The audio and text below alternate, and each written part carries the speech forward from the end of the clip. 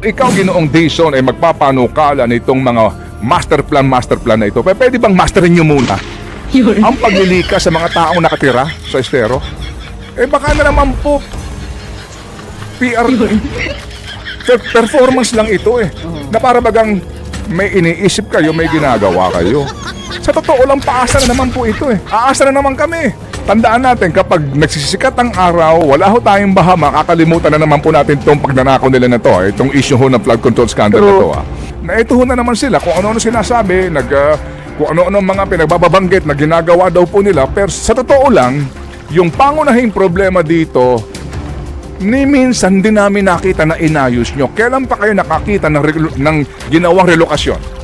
Bago nyo pagtuunan ng pansin yung master plan, pagtuunan nga din ng pansin mo na yung mga nakatira doon sa gilid ng estero. Baka ngayon may nakikinig sa atin na nakatira sa gilid ng estero. Good morning At sigurado po sa ko inyo. nagagalit sa Sigurado atin. magagalit yan sa'yo.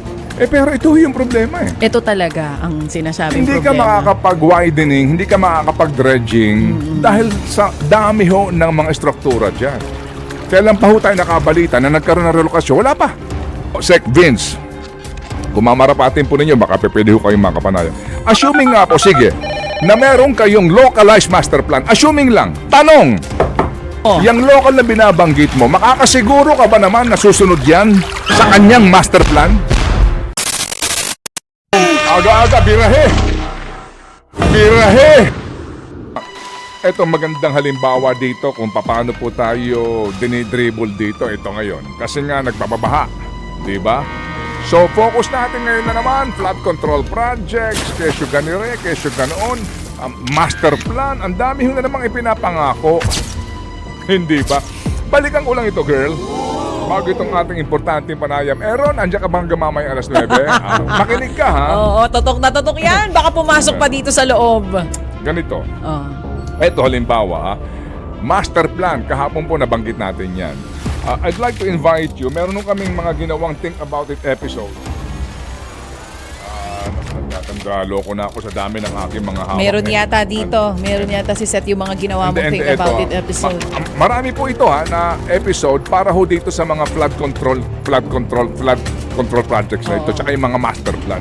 Ayan. Opo. Ngayon mga kapatid, meron hong sinasabi, di ba, na ngayon naghahanap na naman po ng master plan. Pero dati ko na pong nasabi, meron na yan. Hindi lang po pinatupad itong huli, pero yung una pinatupad, ang hindi talaga nag-comply, LGUs. Klaro po yan. Ngayon may sinasabi na naman po itong si Ginoong Vince Dison, pagkakaroon ng localized flood control master plan na naman. Localized flood control master plan na naman. Sabi niya, hindi, itong Navotas area, ganito maganda, etc. So, bawat LGU daw may localized master plan na naman. Okay. Sige, so assuming lang po ito sinasabi niya na gusto niya ho naman daw gawin, master plan. Tandaan natin, kapag nagsisikat ang araw, nag-El Nino phenomenon tayo, wala ho tayong baha, makakalimutan na naman po natin itong pagnanakaw nila na to, itong issue ho ng flood control scandal na to. O eto, assuming lang po, Sec Vince, kung mamarapatin po ninyo, baka pwede ho kayong makapanayam. Assuming nga po, sige, na meron kayong localized master plan. Assuming lang, tanong, ano po ang gagawin ninyo sa mga lokalidad, partikular sa Metro Manila, na ang lahat ng daluyan ng tubig, tandaan po natin ang baha mga kapatid ay umaapaw kasi yung daluyan po ng tubig ay umaapaw. Hindi lang po yan, ba't ka na yun? Ayan tuloy. Yung drainage system na sinasabi nyo, etc. Kasi nga po, ang natural na disenyo ng Panginoon, kapag sobra ang ulan, dumadaloy sa mga kabundukan, pababa sa kapatagan, saan sila aagos? Sa mga waterways, mga kailugan. Saan po sila usually po talaga naiimbak sa mga tinaguriang pong flood plains. Hindi ba? So, yun po ang disenyo yan. So, yung mga waterways na yan, dyan po yan. Sumosobra po yan sa mga peripheral areas. Sabi nga ni Mahar, Floodplains ang tawag doon. But eventually nga po, pagbaba ng tubig sa dagat, doon sila pupunta. Kapag nagkasabay-sabay lahat yan, talagang tumataas ang tubig pero bababa at bababa po yan. So, importante yung waterways. Okay. So, magkakaroon ka ng local master plan sa flood. Tanong, yung local na binabanggit mo, makakasiguro ka ba naman na susunod yan sa kanyang master plan? Ang master plan natin ngayon, mismo po inaamin na noong pa man ng MMDA, noong pa man ng Housing Department, noong pa man po ng lahat na nag-aral dito na ang pangunahing problema sa Metro Manila ang nakatira sa gilid ng estero. Noong pa pong panahon ni Pangulong Digong, mga kapatid, Tatay Diggs. Tatay Diggs, kamusta? Nabuhayan sila. Ito na. Ayan na. Binabanggit nabanggit mo eh. Bakit? Ang Galit sasabihin ako nila, sa bakit, inyo. Ted Filon? Wala na nga dito si Tatay Diggs, damay pa siya dyan sa baha. Hindi, Nung panahon ni Tatay Diggs, ano daw? Panahon ni Tatay, wala daw baha. Ikaw eh. Meron din, ano ba? Anyway, nung panahon ni Tatay Diggs, Sige. Uy nga pala. Ayan na sila. Namimiss ko tuloy si Si Tatay Diggs? Hindi, meron akong original na Diggs Talaga? Oo. Ano Sa sino? amin, oo. Katay Diggs naman yan? Hindi. Sino? Original na Diggs ang tawag namin. Oo. Si Didagen de Langalen. Good morning, Si Diggs, kung former nasan ka congressman. man. Patay na siya. Ay, sorry. Namatay na siya. Oo. Idol natin yun. Mahusay yun. Abogado. Ang galing nun. Ang galing. Makipagdebate sa kongreso. Ha? Mr. Specker! Yung sumisigaw na dati. Si Diggs. Diggs din siya. Tatay sige. Diggs. Si Diggs de Langalen. Anyway, Sige, sumalangit balik ka nawa. dun sa panahon ni Tatay Diggs. Okay. Alam niyo ho, noong pa man po, sinasabi na po, noong pa man na 50% po sa 350 kilometers na esteros and waterways, dito po sa Kalakhang, Maynila, 50% nito ay barado ng mga nakatirang maralitang talaga. Noong pa man po, 50%. Hindi ho nakapag-clearing, hindi nakakapag-dredging. At yung bara mga kapatid ay humihimpil doon kasi nga kumikitid ang mga estero sa dami ng mga nakatira. Ngayon, yung nagtatapon po ng basura sa mga ilog, usually po silang nakatira sa tabi ho ng ilog. Yaang Rojas District, papunta ng St. Luke's, yan laging lampas tao ang tubig dyan. Ilan na nakatira dyan? Quezon City yan. Mga kapatid, puntahan po natin ang pangunahin pong mga esteros at waterways sa Metro Manila. Kagaya po ng aking nabanggit nga po kahapon.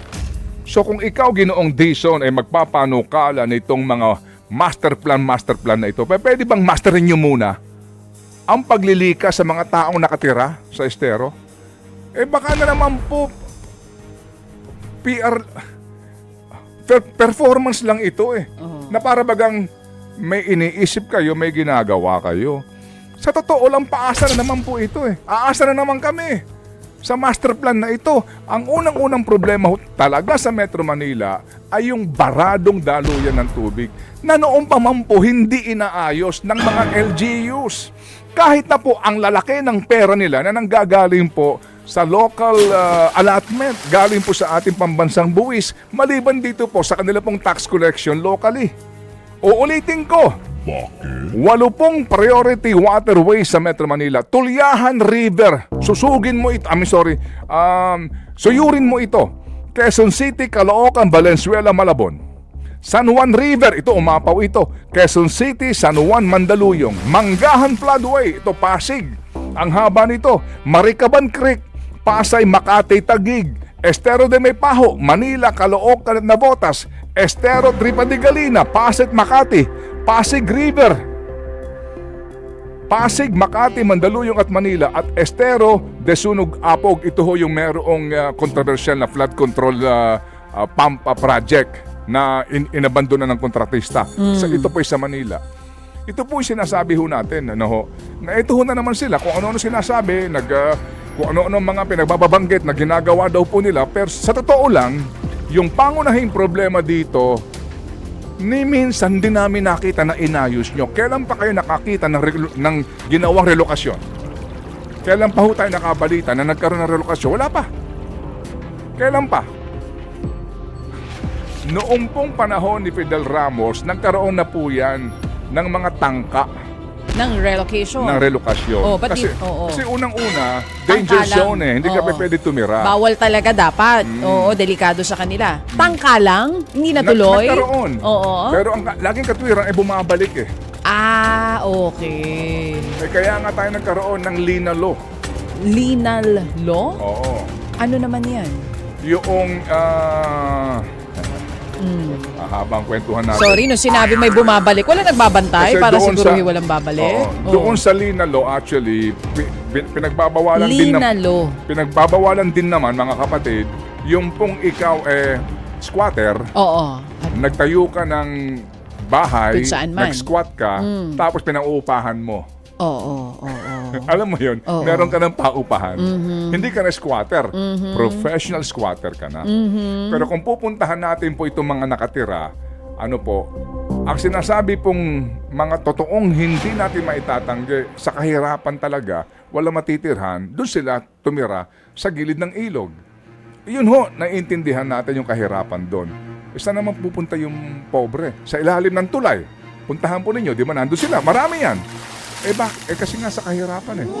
Pero kapag po mga kapatid, ano ho, iba na yung gawi ng mga nandoon nakatira. Ano ho yan? Pataas na sila ng pataas, pa-extend na sila ng pa-extend. Yung iba may aircon na, yung iba nakita ho ninyo, parang apartment na. Ibang usapan na yon. Hindi na yon maralit ang tagalungsod. Ang tawag doon ay magulang na tagalungsod. Ang gulang na eh. Dupang. Hindi ba? Oo. Okay. Uy, teka, bakit mo naman hinuto yan? Oo. Ito na kasi meron tayong importanteng interview. So, Baka nakikinig sa mga mayors natin ngayon, kung sakali. May Hindi. mauna na Di sa ba, kanila dyan magkusa. magmi-meeting sila. Oo, Mga- bago nyo pagtuunan ng pansin yung master plan, pagtuunan nga din ng pansin mo na yung mga nakatira doon sa gilid ng estero. Baka ngayon may nakikinig sa atin na nakatira sa gilid ng estero. Good morning At sigurado po sa ko inyo. nagagalit sa Sigurado atin. magagalit yan sa iyo. Oh, pero- Sabi, ay, lagi pa naman ako nakikinig sa inyo. Tapos gusto mo, paalisin kami dito sa tinitira namin sa estero. Oo. Pero ito yung problema eh. Ito talaga ang sinasabing Hindi ka problema. makakapag-widening, hindi ka makakapag-dredging dahil sa dami ho ng mga struktura dyan. So hanggat nandyan sila at parami ng parami, pasikip ng pasikip yung daan, parami din po ng parami ang basura. Hindi po ba? So for us to solve this problem, we start basically from within.